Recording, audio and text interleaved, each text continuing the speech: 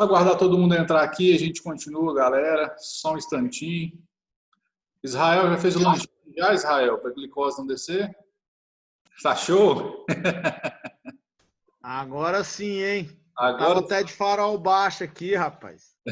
tava até meio desmotivado, caladinho, parece, né? Nossa, rapaz do céu. Eu vou te falar um negócio. A glicose vai baixando, eu vou ficando de farol baixo. Tá. Quando eu como, fica assim, tchum, alerta. Vai lá em cima, né? É.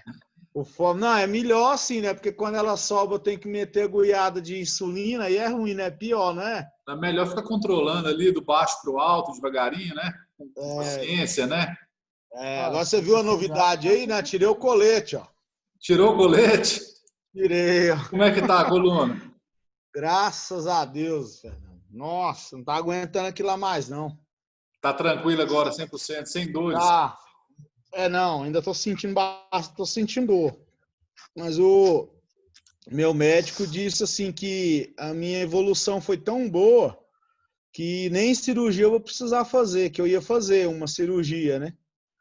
Conseguiu Mas nem, escapar. graças a Deus, não vai ser preciso. Eles iam fazer um enxerto, que a minha vértebra, ela esmagou e ficou uma parte de quina. Aí Certo. eles iam colocar a agulha assim na vértebra, colocar um balãozinho, inflar ela, né, para ela ficar reta de novo e enxertar cimento cirúrgico. Só Mas dispensar. ele falou, não, Israel, aí você tinha que tomar uma anestesia geral e tal, mas eu acredito que com as fisioterapia e tudo, eu acredito que não vai ser preciso fazer cirurgia devido à sua evolução e tal. Então, assim, aí eu tirei o colete na terça-feira e na quarta-feira eu já comecei a trabalhar. Oh, vai ser bom, hein? Show de Agora eu tô bola. aqui, assim, eu tenho que usar uma cinta e tudo, mas tá tranquilo. Ah, tá bem melhor do que o colete já, né? Bem melhor. O colete era a prova de bala também ou não? Oi? O colete era a prova de bala também ou não? Não entendi. O colete Cortou? também era a prova de bala? Ah, era blindado? Ô, Fernando, eu não tentei testar isso não, viu? Ô, Mas, rapaz, tinha que ter tentado para ver o resultado aí. pois é, mas Ah, que o credo. bicho ele era grosso, viu? Que Ah, credo. ele era feito de eu não sei o nome daquele, aquele plástico duro, bem duro. Eu vou te Ah, falar um credo. negócio, ele pesava 5,5 kg. Ele pesa, né? Ele Ele tá foi doido. feito sob medida para mim, agora tá lá guardado. Vou guardar ele lá em cima do guarda-roupa, não tem jeito de usar. Tá certo. Mas Tem pelo jeito de menos você dar ficou para com ele. alguém, sabe? Mas Tá tá bom bom, graças demais a de Deus. escolher. Vamos lá, Agora gente. Já começando a deu. ter é um alívio. Ah, com certeza. Gente, já deu tempo de todo mundo entrar, então. Vamos lá, vamos continuar aqui nossa aula. Voltando aí sobre o que eu estava conversando com o Rafael, que vale para todo mundo, gente, essa questão de garantia, hein? Tomem muito cuidado, não abram o notebook na garantia, preferencialmente sequer formatem sem antes ligar na empresa que vende ele para ver essa questão aí. No caso da Samsung, até podia formatar, utilizando um software próprio que eles mesmos deixavam instalado no computador. Resumindo, não era formatação, porque ia ter que começar com o mesmo sistema operacional que já veio. Na realidade, só ia dar um reset, né? Da mesma forma como a gente faz aí um reset no nosso celular, às vezes, que até nós vamos ver quando a gente for ver a parte de celular lá. Então, não iria resolver o problema, né? A nossa sorte é que ainda estava no período de garantia, eu poderia fazer a troca. Aí a minha prima conseguiu fazer a devolução e trocar um para o outro. Empresas que geralmente você tem problema com garantia, pessoal. Nesse ponto eu vou citar porque é interessante até na hora de vocês comprarem, né, alguma coisa ou na hora de vocês indicarem. Samsung, dificílima a questão da garantia da Samsung. É uma garantia bem chata de mexer. A HP ela é parcialmente chata, ela é meio criteriosa, mas você seguindo todos os critérios dela, ela atende sim. Esses notebooks da marca Ace também, gente, Acer é terrível, né? Infelizmente, eu pessoalmente não compro devido à assistência técnica deles, que é bem ruim. Positivo, essas marcas mais simples, de forma geral, são as marcas que dão problemas em relação à garantia. Marcas que eu, Fernando, tenho experiências muito positivas em relação à garantia, que eu já precisei no meu trabalho e que eu fiquei impressionado com a agilidade, a prestatividade do saque, né, do serviço de atendimento ao consumidor, quando você liga para acionar, e a agilidade que eles vêm para resolver o seu problema. Lenovo realmente atendeu muito bem quando eu precisei. HP, se você realmente se enquadrar nos critérios dele, eles vêm bem rápido, também resolve o problema. Agora, das que eu tive a oportunidade de mexer, nenhuma chega sequer perto da Dell.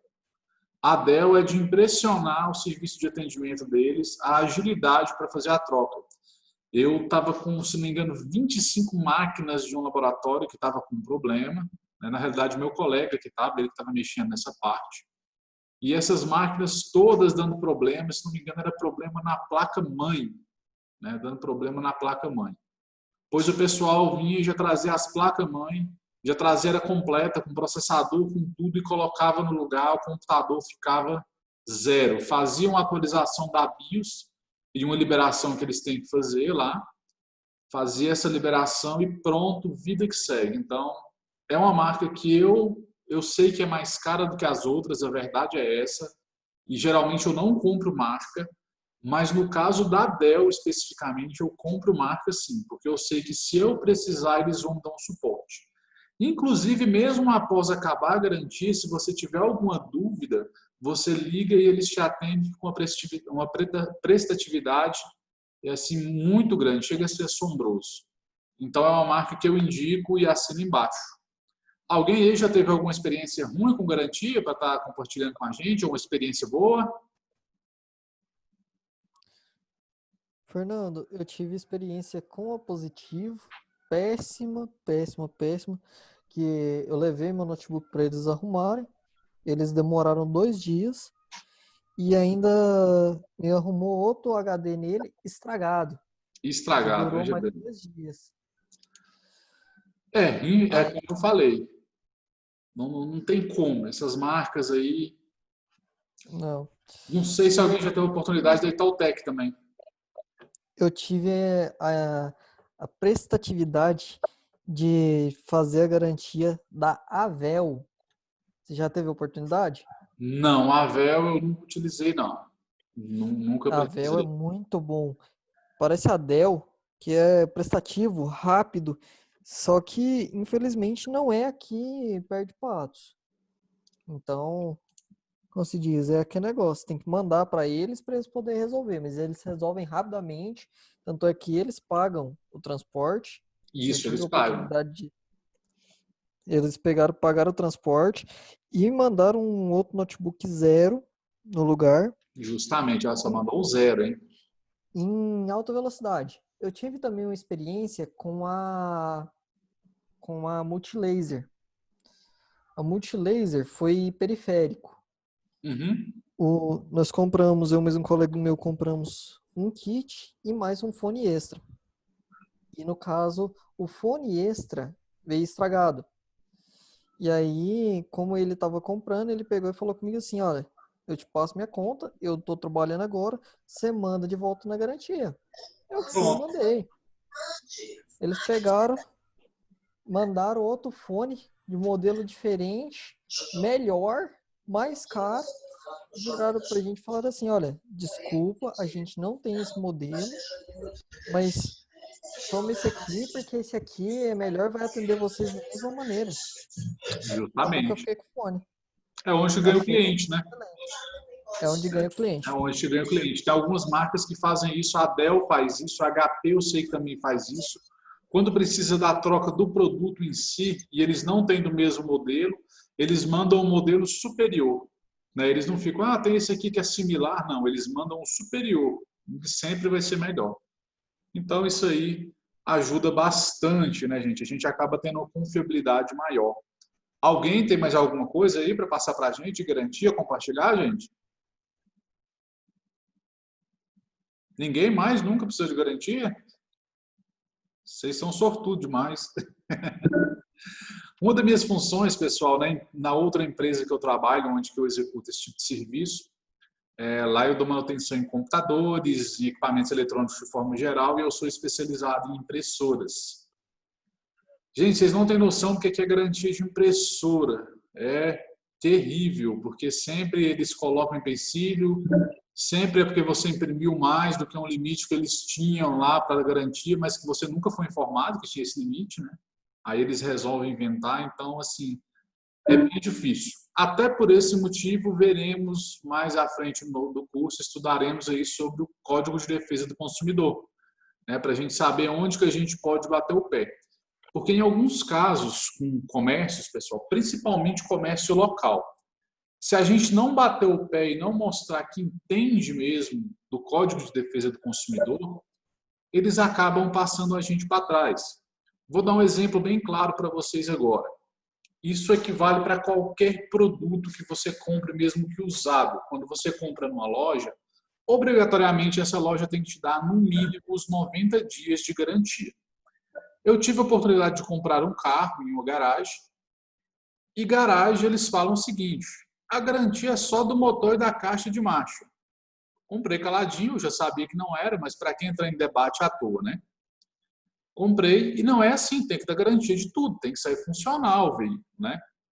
Meu carro estava com um vazamento. Meu carro com um vazamento, eu liguei, mas isso aí não é motor, não é caixa? Eu falei, eu sei que não é, mas temos que resolver, o carro está vazando. E o cara bateu o pé, não, isso aí é com você, não tem nada a ver. Aí eu também usei na minha boa educação. Falei para ele, temos duas opções, então.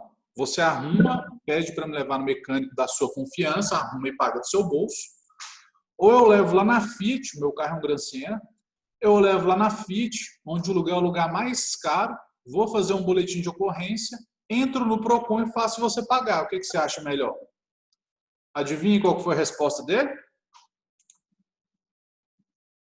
Pode levar no meu mecânico amanhã cedinho. Me passou o endereço do mecânico, fui lá e arrumei. E da mesma forma é com equipamentos eletrônicos, gente. Não pensem que porque você comprou um equipamento eletrônico usado em uma loja, que essa loja não tem que te dar garantia. Ela tem que te dar garantia, sim.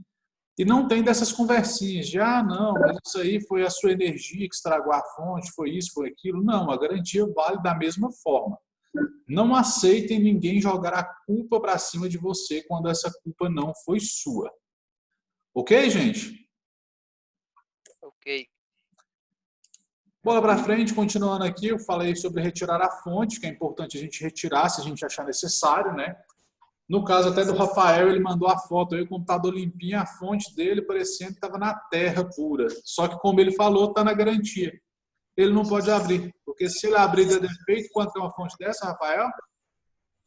200 uns quebrados. 200 uns quebrados, jogado no lixo. Então, aí você calcula aquelas fontes que a gente compra cavala de 800, R$1.000, né, que são maiores. Aí é que a gente não abre mesmo, né, de forma alguma.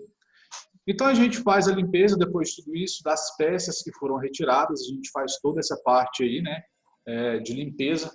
As memórias a gente utiliza em um pincel para fazer limpeza. A gente bate um limpa-contato nelas, nos slots da memória também a gente vai bater um limpa-contato para garantir que está tudo bem limpinho. Vamos pegar o HD a gente bate um limpa-contato atrás, onde tem os encaixes, né? Encaixe de energia, de dados, que geralmente são SATAs, bem raro ter outro tipo de encaixe. Nos dias de hoje, é claro, né? Muita gente usa encaixe do tipo IDE. Vamos estar limpando esse HD atrás com limpa-contato, ao redor dele ali, em cima, na parte metálica, você pode passar um pano úmido para estar retirando ali, possivelmente, poeira. Eu já tirei terra, gente, de cima de HD. Você passar o pano e sair barro mesmo. Então, vocês vão pegar alguns computadores em alguns momentos que vocês vão falar, não, isso aqui não existe, não tem como. Mas tem como sim. Mas alguém, Israel tentando entrar de novo, Israel está com dificuldade na internet. Então, você faz a limpeza de todas as peças, inclusive do processador, como mostrou até no vídeo, a forma de fazer a limpeza, né? De estar lá retirando os resíduos. Faz a limpeza do gabinete. A limpeza do gabinete é o seguinte, pessoal. Vocês vão limpar basicamente com um pano. Vocês podem, se necessário, retirar a placa-mãe.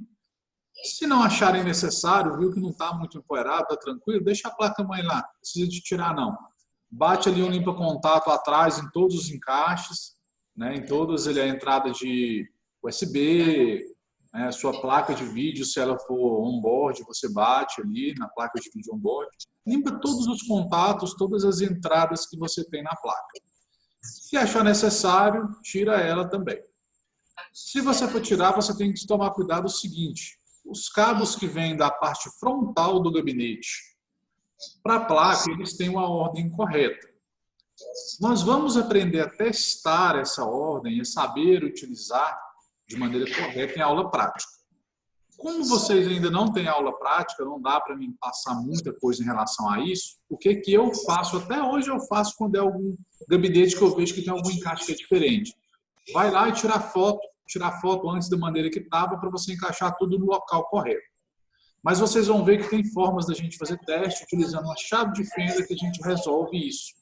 Né? As placas também têm algumas inscrições nelas que também resolve essa questão para a gente. Vamos estar vendo isso? Sim?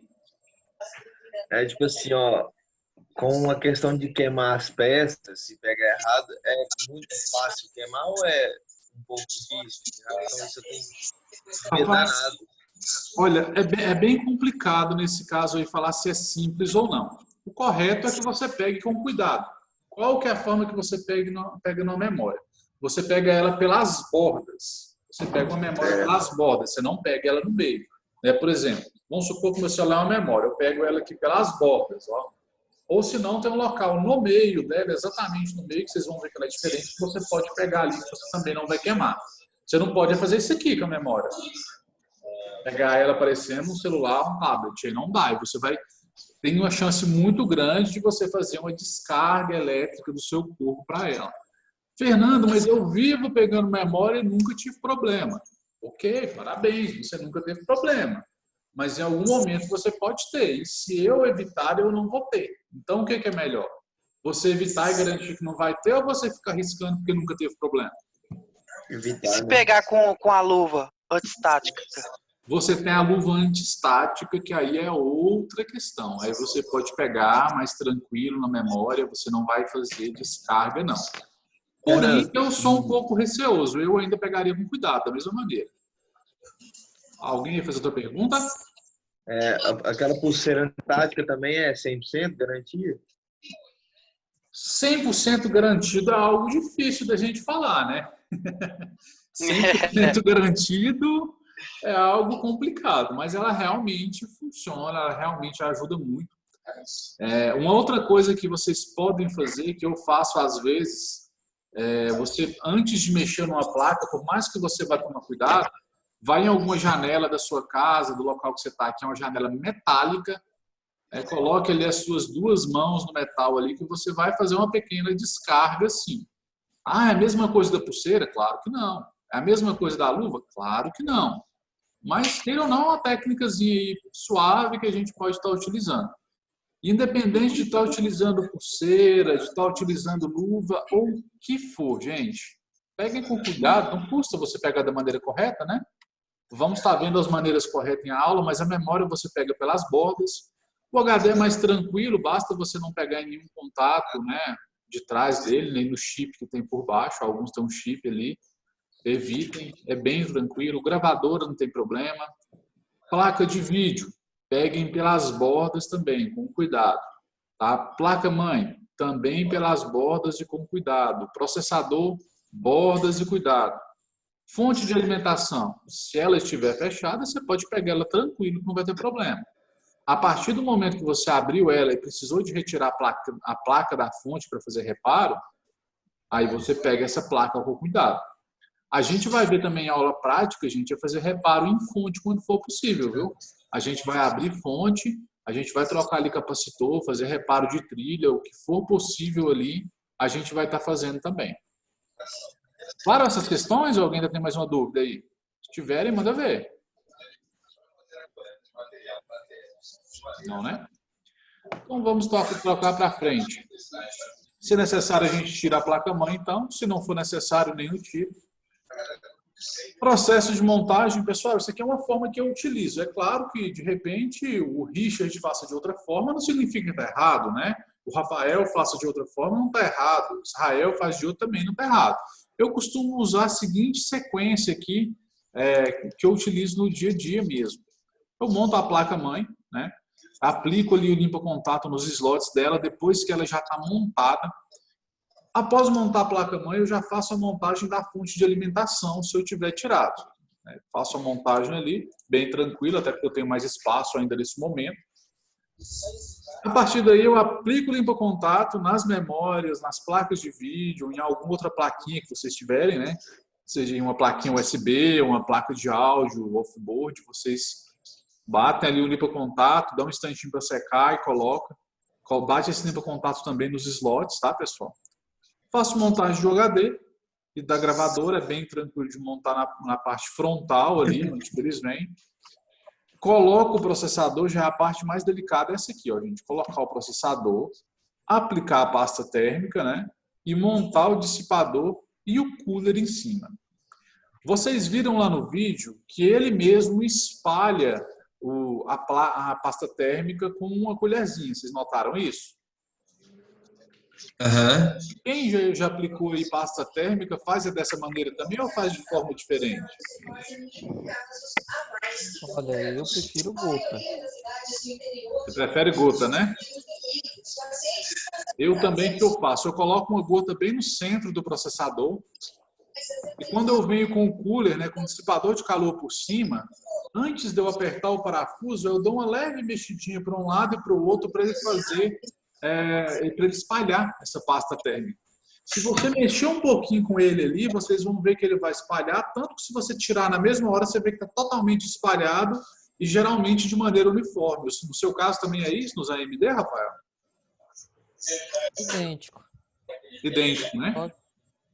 Não se diz, mas isso aí varia de cooler para cooler, né? Que o meu, no Isso. caso, ele não faz o contato total no processador. Ele faz contato parcial. 90% do processador ele pega. Aí a lateralzinha dele sempre acaba sobrando um pouquinho, mas nada que interfira. Interfira diretamente. Justamente. Pessoal, tem alguém aí que está com o áudio ligado, eu acho que tem uma TV ligada, está atrapalhando um pouquinho. Se puder mesmo. Se puder desligar o áudio, por favor. Eu acho que é uma TV que está ligada aí, eu acho. Mas aí desliga. Meu Deus. Agradecido, hein? Então vamos lá, gente. Provavelmente está vendo algo sobre coronavírus, hein, gente? Só está passando isso na televisão agora. Vamos lá. Então a gente conecta depois disso ali os cabos de energia e os cabos de dados, né? O cabo de energia de dados é tranquilo de fazer a limpeza. A gente limpa esses cabos com pano mesmo, tira o excesso de poeira, né, deles. Faz essa conexão e a gente conecta os cabos do painel frontal, né, que é esses cabos que eu falei que o ideal, tire uma foto antes para garantir, tire uma foto ali de umas duas formas diferentes, que você não vai ter erro na hora de estar fazendo essa montagem. Porém, em aula aprenderemos a fazer isso quando não tivermos a opção da foto. Quando formos corrigir serviço dos outros, vocês podem preparar para corrigir muitos serviços de outras pessoas. Ah, meu computador nem não liga. Do nada ele parou de ligar. Aí você chega lá e esse do nada parou de ligar, né? Quando esse do nada parou de ligar, você chega lá e vê que os cabos estão colocados de maneira errada ou nem conectados. Do nada, mas esse cabo está errado. Ah, eu acho que meu menino mexeu nisso aí. Acho que ele estava fazendo isso e aquilo outro com um coleguinha. Você tem que ir lá e fazer essas conexões. Você não sabe a ordem que estava. E aí, como que se faz? A gente tem tantas inscrições na placa-mãe que pode servir aí, né, para a gente se orientar, e também tem algumas outras formas de testes que faremos em aula, tá? Fernando. Sim? Na época que eu fui trocar a placa-mãe, até hoje, na verdade, eu não consigo acertar mais os cabos de fone e jack de microfone da frente, frontal. Frontal. Eu nem utilizo eles mais, mas de todo jeito eu queria pelo menos acertar isso para poder voltar a usar eles. Eu já mandei olhar, ver se era a placa do frontal, mas não é. Já mandei fazer os testes nela. E a única alternativa que me sobra é que tem alguma coisa na conexão lá. Ou a conexão está errada, ou a conexão, como diz, ou a placa-mãe está com problema. Alguma trilha que não está legal, né? Aí pode eu já ser. não sei. Pode ser sim. Pode ser. Algumas placas, Rafael, elas, de forma geral, elas são bem parecidas às conexões, às placas-mães. É claro que isso não é uma regra, né? Existem placas que se diferenciam aí desse que a gente considera normal. Algumas placas elas são mais complicadas de achar os encaixes. Qual que é o ideal para que a gente resolva esse tipo de problema nessas placas que são mais específicas? É a gente tentar encontrar o manual dessa placa, né? A ficha técnica dela ou um manual que consiga me dar um norte. Algumas placas-mães, quando são montadas, principalmente computador que se compra pronto, né?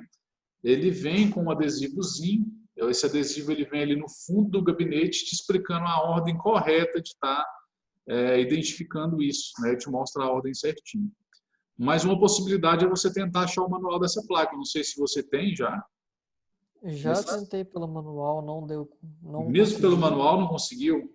Não, eu tenho em mente que provavelmente os fios estão trocados em comparação do que está escrito nele.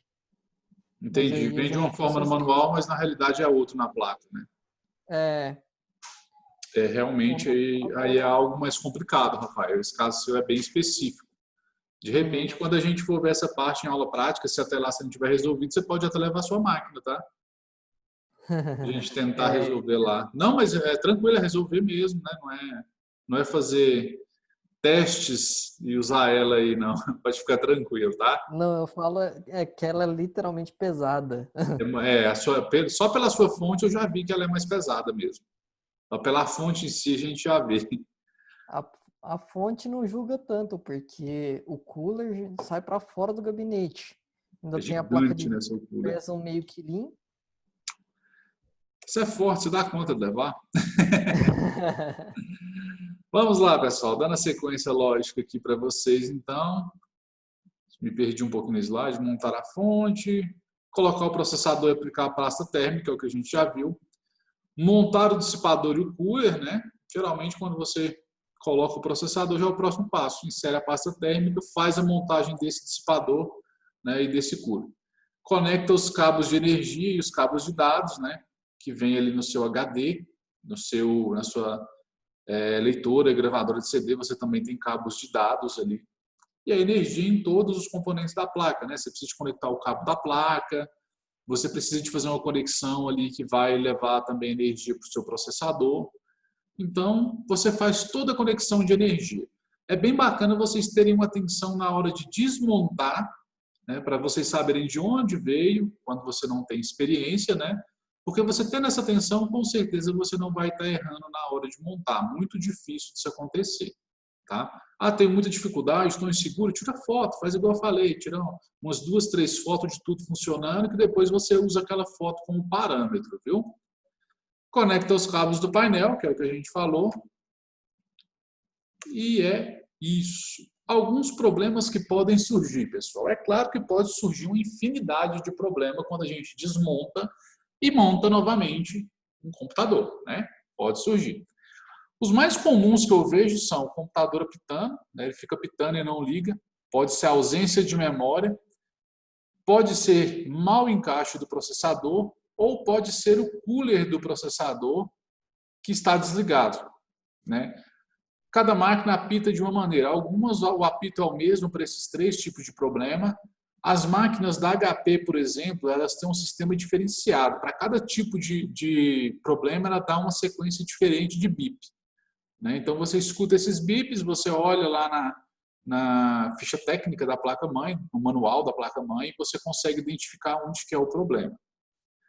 Outro problema que a gente encontra é o botão Power não está funcionando, você aperta lá o Power e quem disse de ligar, aí é essa questão aí das conexões do painel frontal, tá? Com certeza vai ser isso, muito difícil de ser um problema no botão Power. E outros casos também o sistema operacional não inicia. Essa questão do sistema operacional não iniciar, pode ser que depois que você fez a desmontagem, a sequência de boot ficou incorreta. Em algumas placas, quando você tem 2 HDs, se você fazer a inversão desses 2 HDs, quando os cabos de dados, né, se você fazer a inversão deles na hora de fazer uma nova montagem, não sobe o sistema operacional, né, não sobe. Tive um aluno que me ligou recentemente, ele me pediu uma ajuda. Fernando, eu fiz aqui uma limpeza, fiz uma formatação, aí depois eu resolvi limpar meu computador. E agora, quando eu fui montar, em vez dele entrar no Windows 10, ele entra no Windows 7, que eu tinha no HD, que eu uso agora só para guardar dados. Aí, no caso dele, ele não tem muito conhecimento, né? E eu falei para ele, não, tem duas opções. Você conhece a BIOS? Ele falou, não sei o que é BIOS, não sei mexer. Falei, não, então faz o seguinte, inverte os cabos do seu HD. Ele inverteu os cabos do HD, 2 minutos ele mandou mensagem falando que tinha dado certo. Então, aí é algo que pode acontecer. Em toda placa-mãe vai ser só inverter? Não vai ser, porque tem algumas placas-mães que ela já reconhece o boot automaticamente, ela não precisa de você fazer inversão. Dependente de você colocar no A, na entrada A, B, C, D ou Y, ela vai buscar onde tem um sistema operacional e vai estar iniciando, tá? Algumas máquinas que a gente pode fazer aí chamado dual boot. O que seria o dual boot?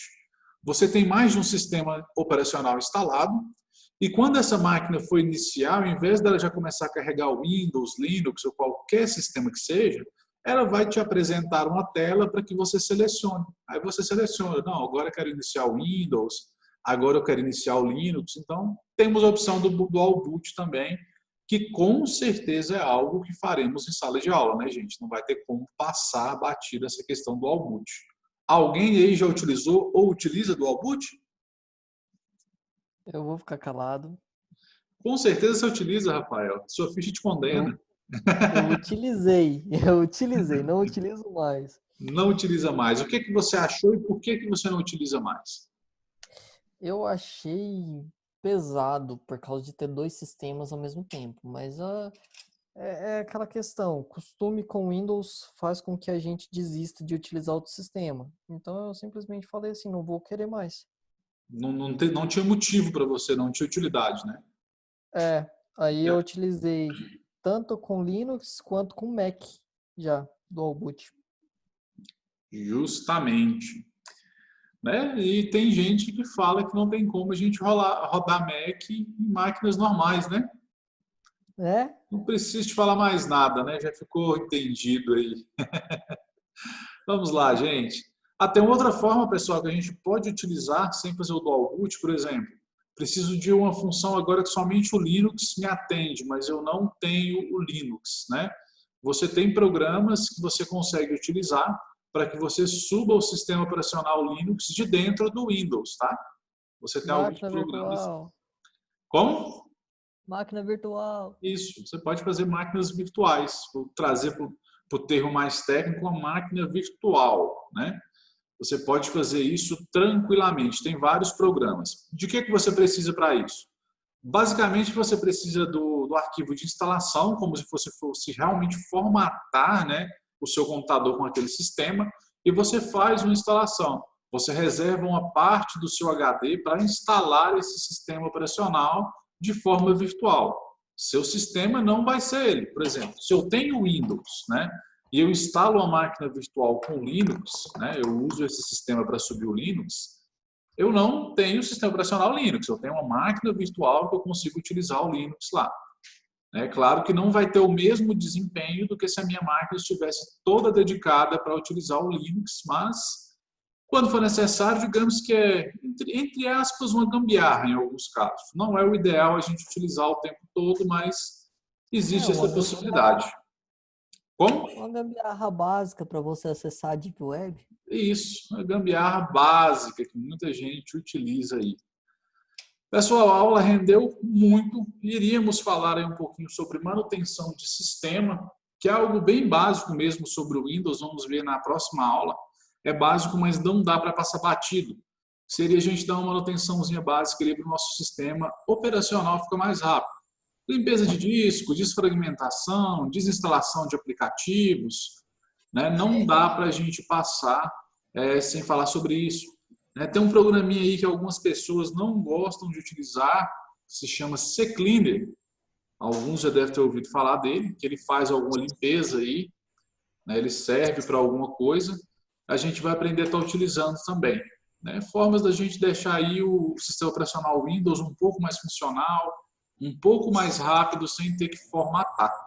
Próxima aula a gente entra, fala um pouquinho sobre isso e dá sequência aí nos nossos assuntos de manutenção de hardware, que é o foco por enquanto.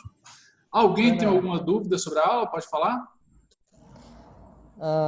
Um software que quase ninguém gosta de utilizar e que é obrigatório é o antivírus, né? Justamente, o antivírus é outro software. Muita gente não gosta de utilizar, mas é obrigatório. Fernando, qual que é o melhor antivírus? Gente, isso é uma discussão que se a gente for entrar, se a gente for pesquisar no YouTube, nunca vai ter fim. O importante é que você tenha um. Né? O importante é que você tenha algum antivírus. Ah, precisa de ser pago? Não, use um antivírus free mesmo, mas tenha um antivírus, porque ele vai, no mínimo, filtrar parte dos vírus que você poderia pegar. Né? Porque, na realidade, o que acontece? No sistema operacional Windows, os vírus não entram no Windows. Eles não precisam de ir lá e buscar o Windows. O Windows que sai correndo atrás dos vírus e comendo todos eles. É impressionante, gente. É um sistema operacional muito suscetível a vírus. É muito fácil você pegar vírus utilizando o sistema operacional Windows. Para mim, é um dos maiores gargalos dele. Eu tenho o melhor antivírus do mundo. O desativado. Qual? O desativado. O desativado. Não, eu costumo deixar ativado. O meu fica ativado, mas com exclusão do disco local C e disco local D, porque, né, quem tem jogo pirata no computador não tem alergia a antivírus. Nessa parte eu te entendo. Justamente. Gente, não adianta. Você tem que ter um antivírus, mas o que mais vai bloquear vírus também vai ser a forma de uso. É o uso que você faz da sua máquina. Se você é aquele cara que entra em tudo que é e-mail que se chega, em tudo que é arquivo, clica e manda instalar, infelizmente, você pode ter 10, 20 antivírus instalados no seu computador trabalhando junto que não vai resolver.